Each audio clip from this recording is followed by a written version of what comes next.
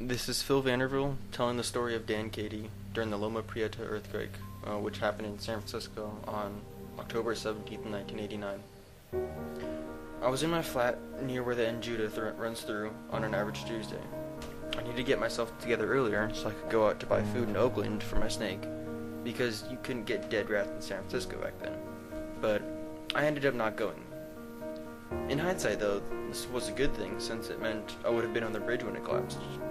But anyway, so I was sitting around, and I needed to go pick up Lisa, my future wife, at San Francisco State around 5 o'clock.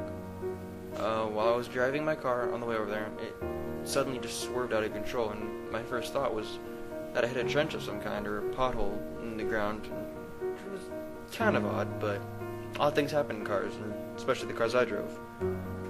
When I got out of the car at San Francisco State, I noticed that everything around me was slightly vibrating, but I thought my legs just could be asleep or something.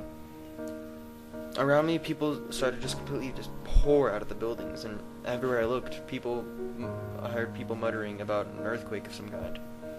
When I finally tracked down Lisa, who, as it turns out, was about 2 stories or so underground, in the basement of the student center, she explained how all the lights went out and everything started shaking, and some dude next to her just started shouting how everyone is just gonna die.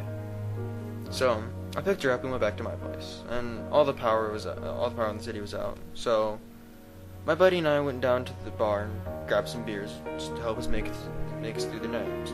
That's what we did back then. So we were sitting there in the flat when we saw the fire start in the marina out of our window. And we also noticed that near our school, all the students, most of them didn't have any parents, were just outside. And so for some reason, we went and we sat with them, stayed with them for a couple hours to help comfort them in the panic of the earthquake. And the next day, woke up, city was still on fire, no power anywhere, but LA did, so thought it'd be a wise choice just to go down to LA for a couple days, just until the madness faded, bringing along our 2 cats and the snake, of course. When we finally came back to San Francisco, one thing was immediately different: the traffic. We lived on 19th Avenue, which was the new major way to go in and out of San Francisco, with the Bay Bridge gone, making the traffic there much more chaotic.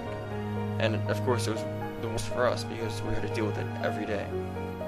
And to add to the problem, actually, one of the lights on our block was hit about an hour before the earthquake. So, in all the madness of the earthquake, no one realized that this one traffic light didn't even work, and finally fixed about it like a month later. Another thing that changed was that the rents dropped in the Marina District, because it's just basically on a landfill now. It was terribly everything was just terribly damaged in the earthquake. So a bunch of people moved out, and to get people to rent the apartments, the rent had to be dropped by about half. And this was a pretty big deal in San Francisco. I mean, I knew a guy who made almost nothing, but he still got this fantastic apartment in the Marina. You could see Alcatraz through one window and turn around and see Golden Gate Bridge through another. And another thing was the Fillmore, best concert venue in town, closed down for about 5 years or so after the earthquake, and yeah, many other after effects were happened for months. But someone just like me, someone who was in a band and worked on a hustler street, and everything just kind of went back to normal the next day, if you can call it normal. Same way as it did for the male prostitutes and druggies. In total, though, it probably took about a year, I think, for everything to get back to kind of the way it was, and anyone with the family, financial district, infrastructure, the highways, just the city as a whole, to kind of rebuild itself, the buildings, all the rubble, and just kind of for everything to return to the status quo. So that's it. That was the Loma Prieta earthquake in San Francisco on October 17th, 1987. And thanks for listening.